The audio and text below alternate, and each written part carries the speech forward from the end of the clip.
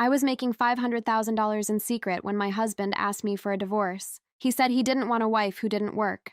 Ethan placed the divorce papers on the kitchen table during breakfast. He didn't even look up from his phone. I need someone ambitious, he said flatly, not a stay-at-home wife playing with crayons all day. My crayons were a $380 professional illustration set and a drawing tablet I had paid for myself, but I just smiled and signed every page. See, for the past 6 years, I had been publishing children's books under a pen name, R.K. Bennett. Last year alone, I made $200,000 in royalties, and I was finalizing a streaming adaptation deal worth another $300,000 up front. Ethan had no idea. He never asked about my little hobby. 2 weeks after the divorce was finalized, he moved in with Vanessa. Vanessa had been my college roommate, the one who used to envy my apartment, my car, my husband. Now she had 2 out of 3. They even bought the house Ethan and I used to share. He never changed the locks. I still had my key, but I wasn't petty enough to use it. I didn't need to. I moved into a downtown penthouse with floor-to-ceiling windows and went back to working on my 7th book. 3 months passed in silence. Then, one Saturday at 6:04 a.m., my phone buzzed. Ethan. Can you take Lily today? Vanessa has a spa appointment and I have to work. Please. Lily was his 6-year-old daughter from his first marriage. He wanted me to babysit. On my free weekend. The audacity was almost impressive. I said yes, because Lily wasn't responsible for any of it. And if I'm honest, I had always cared about her. She arrived with her unicorn backpack and a messy ponytail. We made chocolate chip pancakes. She laughed when I got flour on my cheek. Then she pulled a book out of her bag. Mine. The newest one. The one that had hit #1 on the New York Times bestseller list 2 weeks earlier. Aunt Mia, she said slowly. Do you know this author? She has your last name. I kept my face calm. That's my pen name, sweetheart. Her jaw dropped. Wait, you're R.K. Bennett? The R.K. Bennett? Yes. Oh my God, Vanessa talks about you all the time. She says you're the biggest children's author right now. I had to press my lips together to stop myself from laughing. Does she? She bought all your books last month. She keeps them on the coffee table and tells everyone she's obsessed with you. I turned away so she wouldn't see my smile. She even printed your book tour picture and put it on the fridge. Vanessa. The woman who mocked my crayons. Now she had my photo on her refrigerator. Lily, I said gently, kneeling in front of her, I need to ask you something important. You can't tell anyone that I'm R.K. Bennett. Why? Because sometimes adults are complicated, and I need this to stay special. Just between us. She thought about it for a moment. Then she held out her pinky. Pinky, promise. I wrapped mine around hers. Pinky, promise. We spent the rest of the afternoon drawing. She had real talent, confident lines, good instinct with color. At 5 p.m., Ethan came to pick her up. This time he rang the doorbell instead of honking. When I opened the door, he looked at me a little longer than usual. You look different. I'm doing well. Lily hugged me tightly. Can I come back next weekend? Of course, Ethan cleared his throat. Thanks for helping. I nodded. He still had no idea. That night, standing by my window overlooking the city lights, I made a decision. In 2 weeks, there would be a major literary gala downtown. Normally, I avoided public appearances. I preferred privacy, but this time was different. I called my agent. I want to confirm for the 23rd. There was a pause. You? Publicly? Yes. Are you sure? Completely. Vanessa had no idea that in 2 weeks, she would find out exactly who R.K. Bennett really was. And Ethan? He was about to learn that ambition doesn't always look loud. Sometimes it looks like a woman quietly building an empire at her kitchen table. The 2 weeks before the gala felt strangely calm. Ethan asked me to watch Lily 3 more times. Each time I said yes. Vanessa was always busy. Lunches, appointments, social plans. She had stepped into my old life like it was a costume she'd been waiting to wear. Lily and I started building a routine. She would arrive Saturday morning, still half asleep, and we'd make breakfast together. Then we'd spend hours in my home studio. I showed her how to layer colors, how to sketch lightly before committing to darker lines, how to think about where light comes from. She absorbed everything. Why do you know so much about drawing? She asked one afternoon. Because children's books need illustrations, I said. I work closely with artists. I have to understand their language. That's smart. Thank you. On Wednesday before the gala, my agent called. I have news. Good or life-changing? She laughed softly. Both. The streaming platform confirmed. $2 million for full adaptation rights. 3 seasons guaranteed. I sat down slowly on the edge of my couch. 2 million? 2 million. For a second, I couldn't speak. 6 years of quiet work, late nights, doubt, Ethan walking past me while I sketched, barely noticing, and now this. When I hung up, I just stared at the skyline outside my window. He had divorced me because he thought I lacked ambition. Meanwhile, I had built a future he couldn't even imagine. Friday, Lily arrived quieter than usual. "What's wrong?" I asked while flipping pancakes. "Dad and Vanessa were fighting last night." "About what?" "Money." "Interesting." Ethan always acted financially confident, stable, in control. "How do you feel about that?" I asked gently. She shrugged. "I just want them to stop yelling." I pulled her into a hug.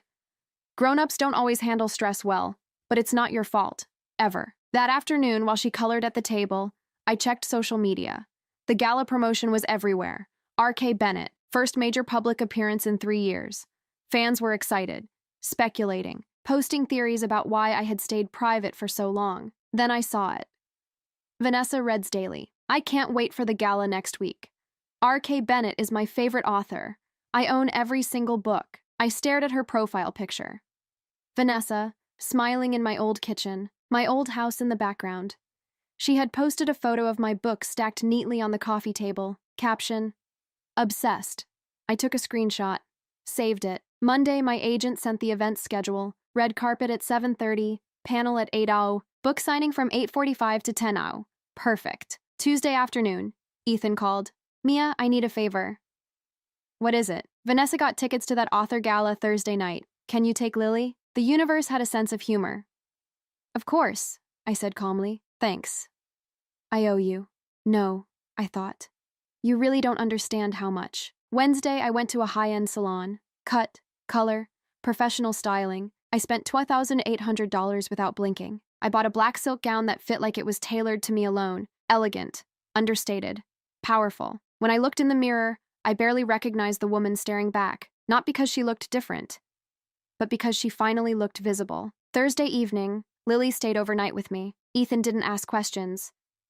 "Aunt Mia, where are you going?" she asked as I put on my earrings. "A work event." "Fancy work?" "Very fancy." "Can I come?" "Not this time, but I'll tell you everything." I hired a trusted babysitter to stay with her. At 6:50 p.m., my driver arrived. A sleek black car pulled up in front of my building. As we approached the venue, my stomach felt steady, not nervous. Ready.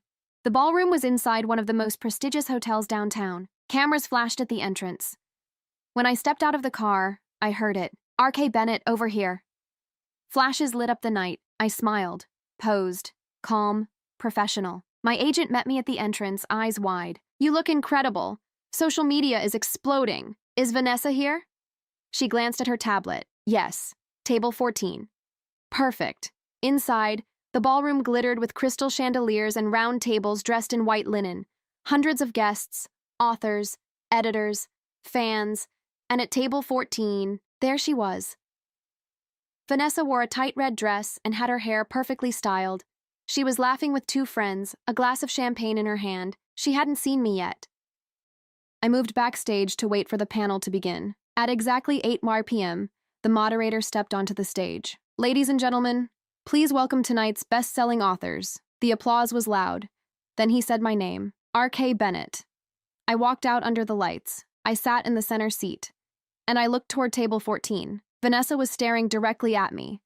At first, confusion, then recognition, then something else entirely. Her hand froze mid-air, champagne glass suspended inches from her lips. One of her friends whispered something to her.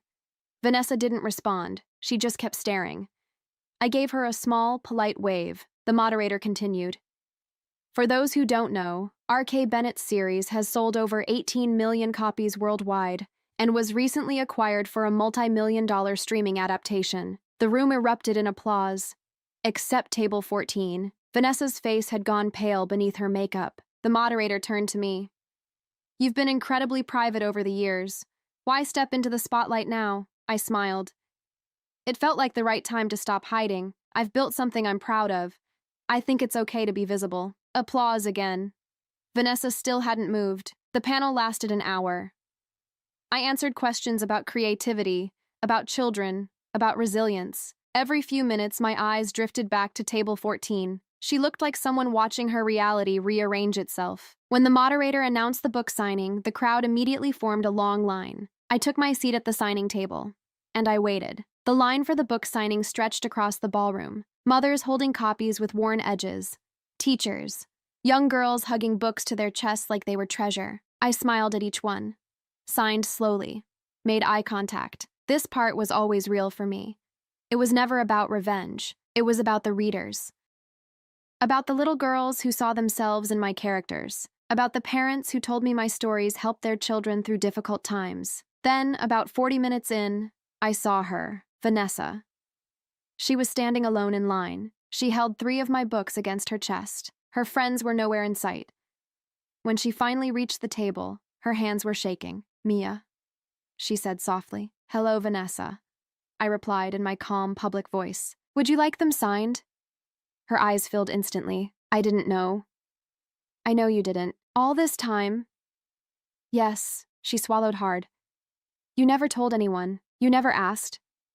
The people behind her in line shifted impatiently. "Who should I make them out to?" I asked, uncapping my pen. She hesitated. "Vanessa." I opened the first book. For Vanessa, who always appreciated dedication and creativity. R.K. Bennett.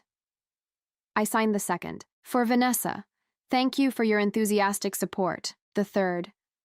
For Vanessa, may you always recognize value when you see it. I closed the last book and slid them toward her. She read each dedication slowly. "This is cruel," she whispered. "This is honest." She looked like she wanted to argue, or cry, or both, but there were dozens of people watching, and I had a line waiting. "Next, please," I said gently. Vanessa stepped aside. She didn't look back. I continued signing for another hour, smiling, listening, thanking every reader sincerely, because this part mattered. When it was finally over, my agent handed me a bottle of water. "That woman in red," she said quietly. She looked like she'd seen a ghost. She kind of did. Friend, former roommate. And she married my ex-husband. My agent blinked. "Oh. Yeah." She let out a slow whistle. "You are terrifying in the most elegant way possible." I laughed softly. Before leaving, I checked my phone. 5 missed calls from Ethan. 3 texts. "We need to talk. Vanessa just told me everything. Call me back. Mia, please." I blocked his number. 2 minutes later, another message came from an unknown number. "I didn't know you were that successful. We can fix this." Blocked. I didn't feel anger. I didn't even feel satisfaction. Just clarity. Outside, cameras flashed again as I exited the hotel. I gave a short, polished statement about upcoming projects and thanked everyone for their support. When I got into the car, I finally exhaled. Back at my penthouse, Lily was asleep on the couch, curled up under a blanket. The babysitter smiled. She was perfect. I paid her generously and walked her to the door. Then I sat beside Lily and brushed a strand of hair away from her face. Her life was about to change, whether she understood it or not. The next morning, she woke up cheerful. "How was your fancy work thing?" she asked. "It went well." She hesitated. "I heard Dad and Vanessa fighting when they came home. What did they say?" "Vanessa was crying. She said you lied to them. Dad kept saying he didn't know." I nodded slowly. "Sometimes people get upset when they realize they misunderstood someone. Did they misunderstand you?" "Yes." She thought about that. "Are you mad?" "No." "Why not?" "Because I don't need them to understand me anymore." Around noon, the doorbell rang. Ethan. This time, he looked exhausted, dark circles under his eyes. Shirt wrinkled. "Mia," he said, "we need to talk." "Lily's ready." He stepped forward slightly. "I didn't know you were R.K. Bennett." "I know." "If I had known..." "What? You wouldn't have left?" He opened his mouth, closed it. "That's not the point," he said weakly. "It is the point." Lily came running with her backpack. "Ready, Dad." He took her hand but didn't move. "You built all of that," he said quietly, "and I thought you were wasting your time. You didn't think I was capable of more." "That's not true." "It is." He looked like he wanted to argue, but he didn't. Instead, he lowered his voice. "I made a mistake. Yes. A big one. Yes." There was a long silence between us. Finally, he nodded. "I'm sorry." "I believe you are." He searched my face for something. Regret, bitterness, invitation.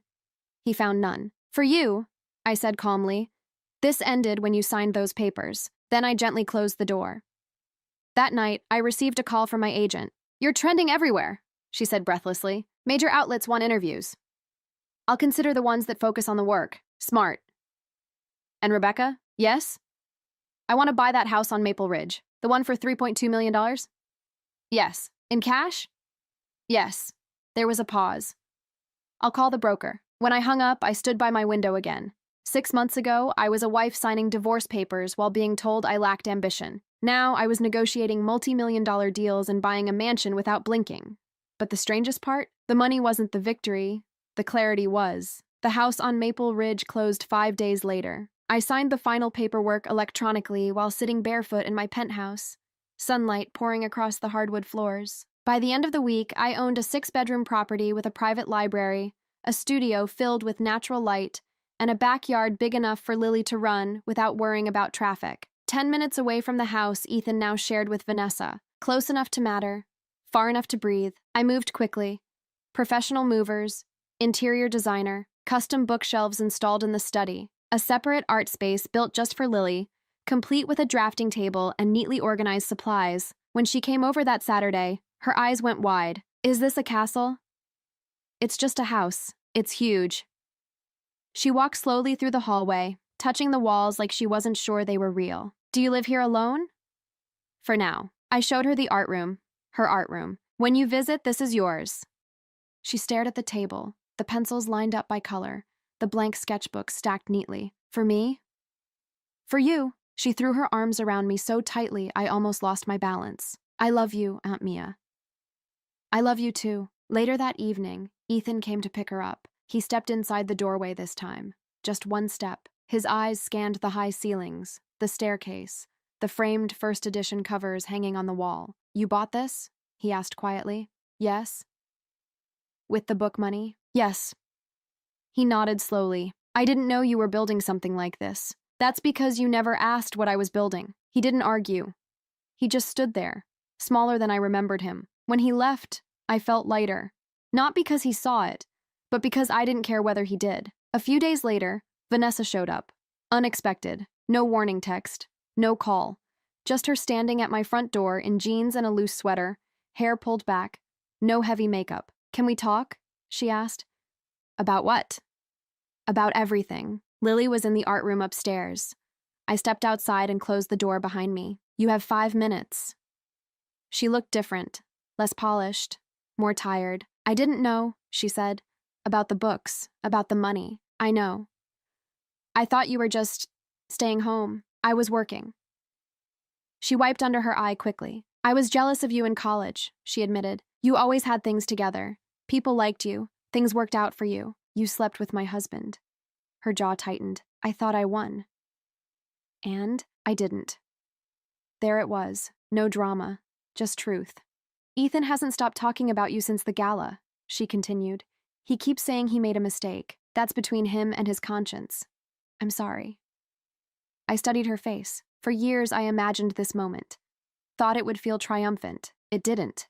It felt distant. Your apology doesn't change anything, I said calmly, but I accept that you said it.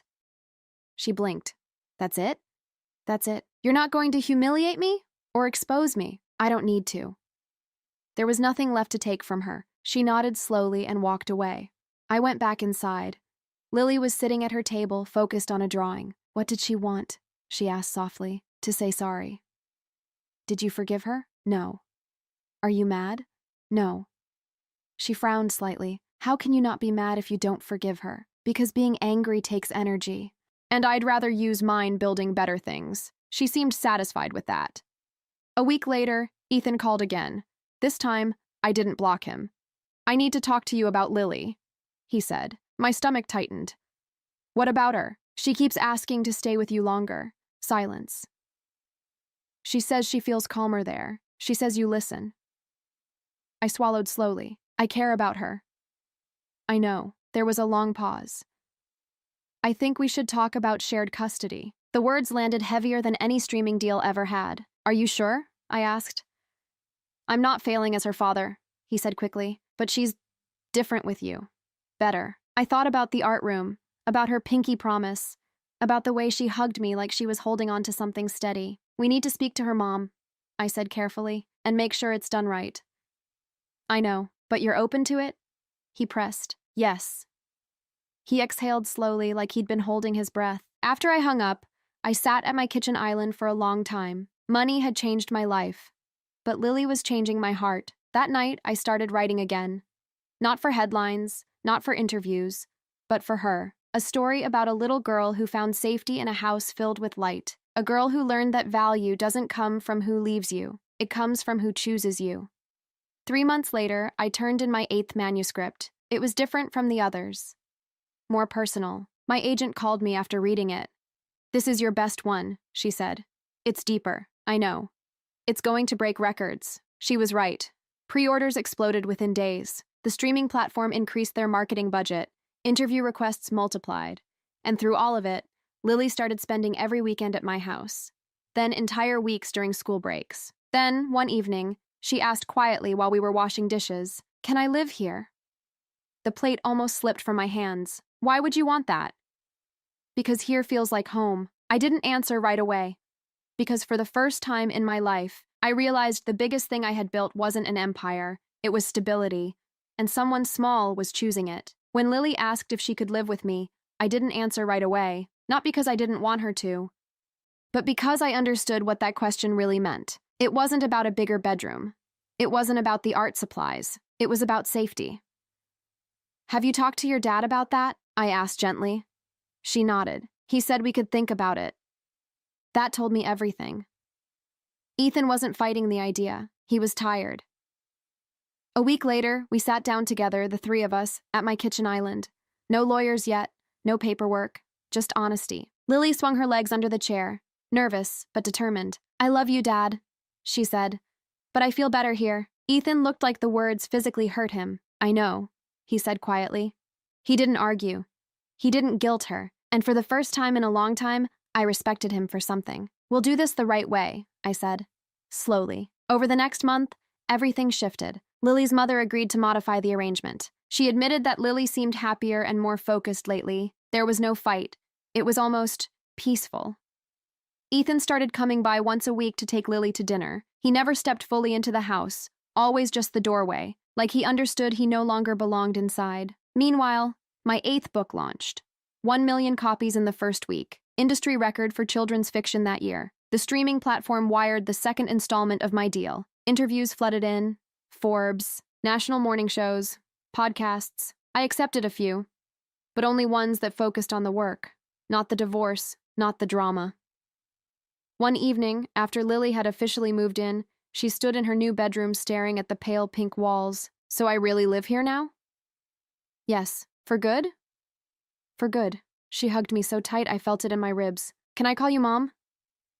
My throat closed for a second. "You can call me whatever feels right." She pulled back, serious. "I want to call you Mom." I nodded. "Then you can." Downstairs, my phone buzzed. "Ethan." "I heard the numbers," he said when I answered. 1 million copies." "Yes, that's incredible." "Thank you." There was a long pause. "She calls you Mom now, doesn't she?" "Yes." Another silence. "She deserves someone who sees her," he said quietly. "And you?" "I'm trying to become someone better." That was the closest thing to growth I'd ever heard from him. A few weeks later, my agent called again. "You're not sitting down, are you?" "I am." "Good. A major studio just offered $5 million for film rights to the new book." I leaned back slowly in my chair. "5? Yes." I didn't hesitate. "Accept." The money felt almost abstract now. It wasn't excitement anymore. It was momentum. Around that same time, I met someone unexpected. Daniel Kim, executive producer for the streaming adaptation. We had dinner to discuss creative direction. It was supposed to be strictly business. It didn't stay that way. He was calm, intelligent. Divorced. No children. He listened when I spoke, actually listened. "You built all of this quietly," he said during our second dinner. "That takes discipline. It takes obsession," I corrected. "It takes belief." No one had ever framed it that way. When he met Lily, he didn't try to win her over with grand gestures. He asked her about her drawings. He treated her like her opinions mattered. That was enough. One Sunday afternoon, Lily looked at me while Daniel was helping her adjust a camera in the backyard. You look different when he's here, she said. How? Lighter. That night, as I lay in bed, I thought about that word, lighter. 2 years ago, I was signing divorce papers while being told I lacked ambition. Now I was a multi-millionaire author, mother to a brilliant little girl, and building something new, not out of revenge, but out of choice. Vanessa faded from the picture completely. She and Ethan split quietly a few months after the gala. No drama, no public scenes, just distance. Then one afternoon, while grocery shopping alone for once, I saw them, Ethan and Vanessa, arguing in the dairy aisle. He looked frustrated. She looked exhausted. I didn't hide. I didn't approach. I just walked past. Neither of them noticed me. And for the first time, I realized something important. I didn't feel superior. I didn't feel vindicated. I felt free. When I got home, Lily ran to the door. Mom, guess what? My art teacher says I can illustrate the school's winter program booklet. That's amazing. Daniel smiled from the kitchen. She's talented, he said. Really talented. I looked around the house. The bookshelves, the art room, the quiet. This wasn't a revenge story anymore. It was a rebuilding story. 6 months later, Daniel proposed. Simple. No cameras, just the three of us in the backyard. Lily cried harder than I did. Ethan attended the small wedding ceremony. He sat in the back row, alone. Afterward, he came up to me briefly. I'm glad she has this, he said, glancing at Lily, laughing with Daniel. So am I. You were never unambitious, he added quietly. I know. And that was enough. 2 years after the divorce, my net worth crossed $40 million. But the number meant less to me than this. Lily thriving. A marriage built on respect, work that mattered, and peace. Not because Ethan lost. Not because Vanessa failed. But because I stopped shrinking myself for someone who couldn't see me. That was the real victory. Life didn't slow down after the wedding. If anything, it moved faster. Daniel and I settled into something steady. No games, no ego battles, no subtle competition over who earned more or who mattered more. He respected what I built. I respected what he did. Lily adjusted to calling him Daniel at first. Then, slowly, she started saying it with a kind of comfort that told me she felt safe. That mattered more than anything. My 9th book launched the following spring, another massive success. The film adaptation of my 8th book began production that summer.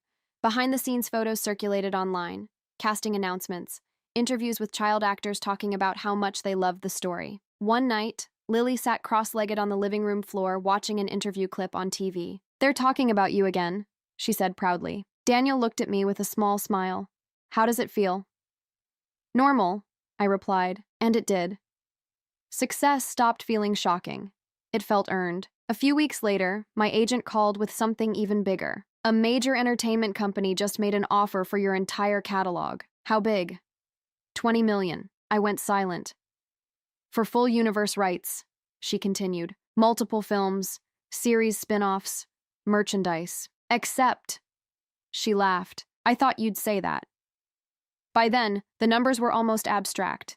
20 million, 45 million net worth, headlines calling me one of the most influential women in publishing. But the real shifts were quieter. Lily started illustrating professionally for small publishers. Nothing massive. Just a few children's projects that showed her confidence growing. She was 9 now. Steady, secure. One evening, while helping her with homework, she asked something unexpected. Do you ever miss your old life? No, not even a little? Not even a second. She studied my face carefully. Were you unhappy? Yes. Did Dad make you unhappy? No, I said gently. He just didn't see me. She thought about that. Is that worse? In some ways. She nodded like she understood. A few months later, we attended a charity gala downtown. Daniel insisted I go. It supported literacy programs for underprivileged schools. As we entered the ballroom, cameras flashed like always. I barely noticed anymore. Then I saw him, Ethan. Not as a guest, as staff. He wore a black uniform, carrying a tray of champagne glasses. He saw me at the same time. For a split second, our eyes locked. There was no bitterness in his expression anymore, just something softer. Recognition. Daniel followed my gaze. Is that him? Yes. Do you want to leave? No. I walked through the room like I always did, steady, confident. During the event, Ethan passed our table twice, professional. Polite. He didn't stop. At the end of the night, while we waited outside for the car, he approached. Mia. Ethan. You look good. I am. He nodded. I heard about the deal. News travels fast. He gave a small, humorless smile. I used to measure people by income, he admitted. I thought that's what mattered. And now? Now I know I lost something priceless because I couldn't see past my own expectations. I didn't comfort him. I didn't attack him either. I hope you find clarity, I said calmly. Daniel opened the car door for me. As we pulled away, I looked back once. Ethan stood alone on the sidewalk. Not ruined, not destroyed, just living the consequences of his own blindness. When we got home, Lily was awake, waiting up. Did you see Dad? Yes. Was he okay? Yes. She seemed relieved. That's when I realized something else. This was no longer about proving anyone wrong. It was about building something right. 2 years later, another milestone, a national award for lifetime contribution to children's literature. I was only in my 30s. Standing on that stage, holding the award, I looked out at the audience. Daniel in the front row, Lily beside him, clapping so hard her hands turned pink. I didn't talk about my divorce. I didn't mention betrayal. I talked about belief, about building quietly, about how sometimes the loudest ambition is the one no one sees coming. Afterward, Lily hugged me tightly. I'm proud of you, Mom. I'm proud of you too. Years earlier, I signed divorce papers while being told I wasn't ambitious enough. Now I stood in rooms full of people who respected my work, not because I humiliated anyone, not because I exposed secrets, but because I never stopped building, even when no one was watching. That was the difference.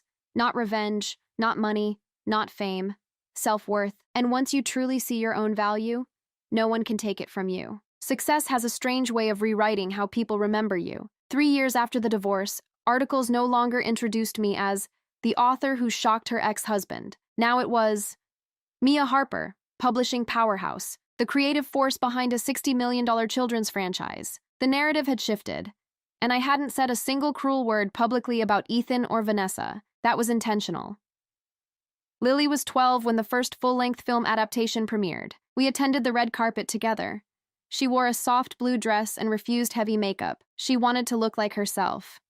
Daniel stood between us, calm as always. When photographers called my name, I pulled Lily closer. She inspired this one, I told a reporter simply, and it was true.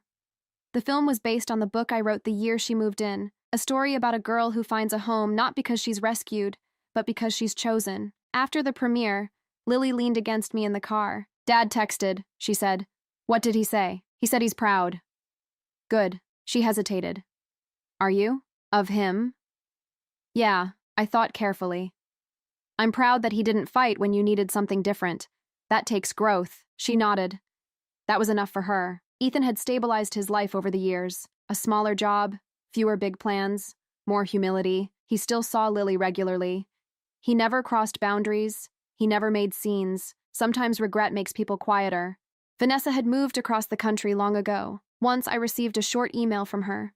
No drama, no jealousy. Just a simple update about starting over in a new city. I replied with 2 polite sentences wishing her well. That was the end of it. My 10th book became the fastest-selling children's novel of the decade. By then, the money was irrelevant.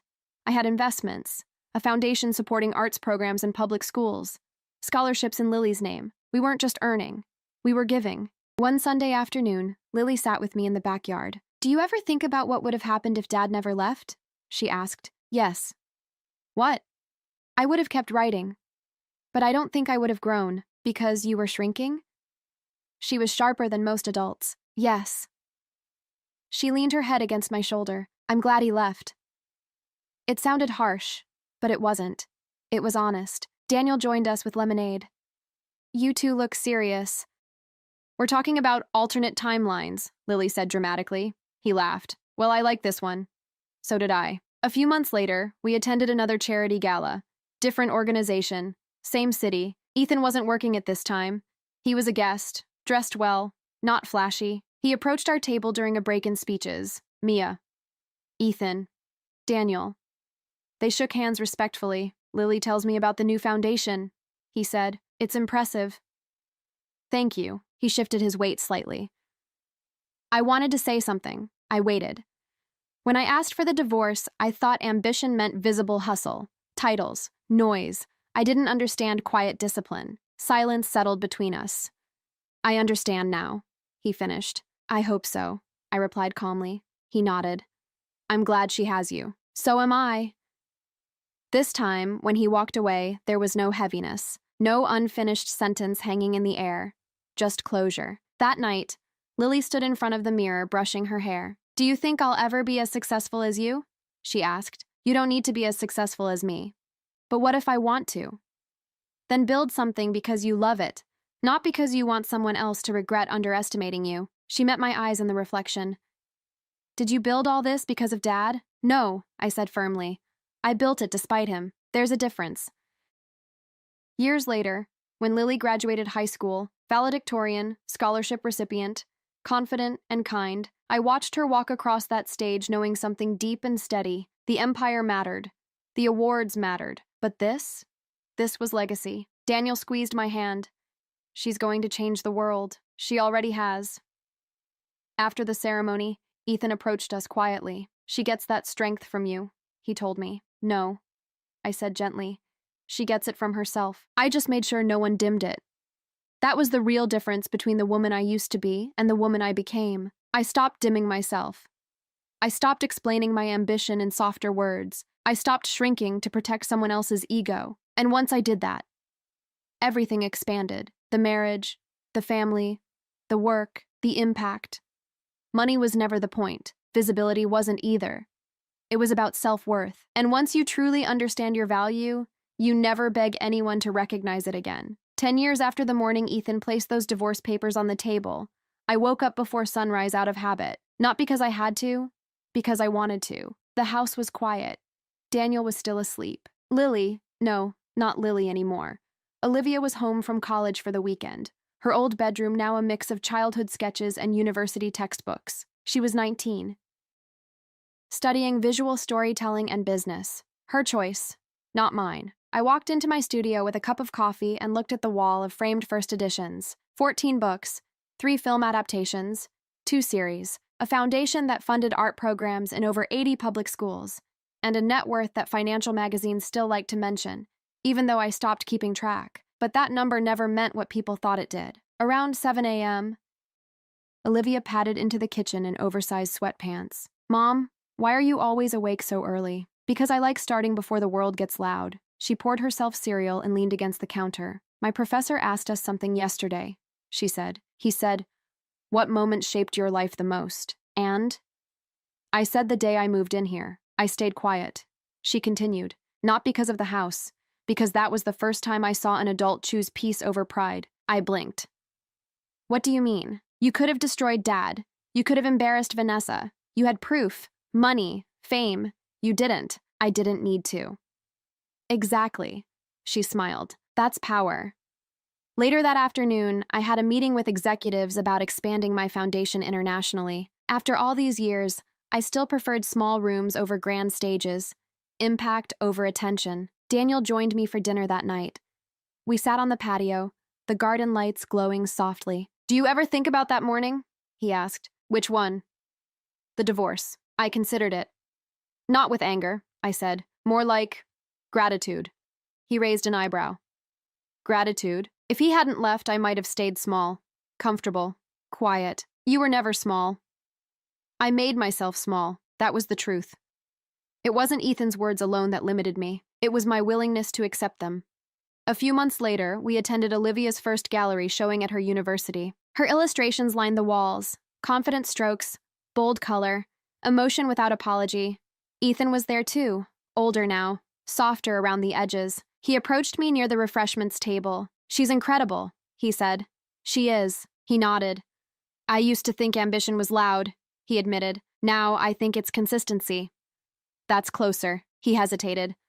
I don't regret leaving because it hurt you, he said carefully. I regret leaving because I didn't understand you. That's something you had to learn on your own. He looked around at Olivia laughing with her classmates. You built all of this quietly. Yes. And you never tried to punish me. No. He exhaled slowly. That was mercy. No, I corrected gently. That was indifference. There's a difference. He gave a small smile. I deserved that. When Daniel and I drove home that night, I looked out at the city lights. So much had changed. And yet, The core truth remained simple. The biggest turning point in my life wasn't the $2 million deal, or the 20 million acquisition, or the award ceremonies. It was the moment I stopped asking someone else to see my value and started acting like I already knew it. 2 years later, Olivia graduated at the top of her class. She launched her own illustrated children's imprint under my company, not because I handed it to her, but because she pitched it, with numbers, with strategy, with confidence. Watching her present her business plan to investors, I felt something deeper than pride, peace. That night, she hugged me tightly. "You never made me feel like I had to compete with you," she said, "because you don't. You just showed me what's possible." That's when it hit me fully. My story had never been about proving a man wrong. It had been about showing a little girl what self-respect looks like in real time. Years ago, I was a woman quietly earning $500,000 while being told I didn't work. Today, I am a woman who built generational stability, creative freedom, and a family rooted in choice, not validation. Money fades, reputation shifts, people come and go, but self-worth? Once you build it yourself, no one can take it, and that was the real empire all along.